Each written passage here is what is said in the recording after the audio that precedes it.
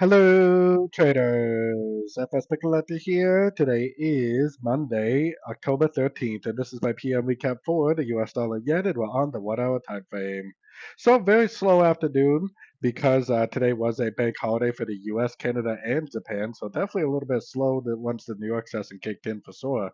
Now, like I was saying this morning, there's a pretty good chance this move up could be a pullback to this move down. I would call this either an A or a 1. I would call this move up either a crescent to this move down for either a wave B or a wave 2. And I still think there is a chance that we might bounce from one of these fib levels, either the 78 or the 61, break structure to the downside, helping prove that the pullback is over, and going down for either a wave C, which would look like this before it went back up, or possibly a wave 3, which if it is a wave 3, it should be very obvious because it should be very impulsive to the downside.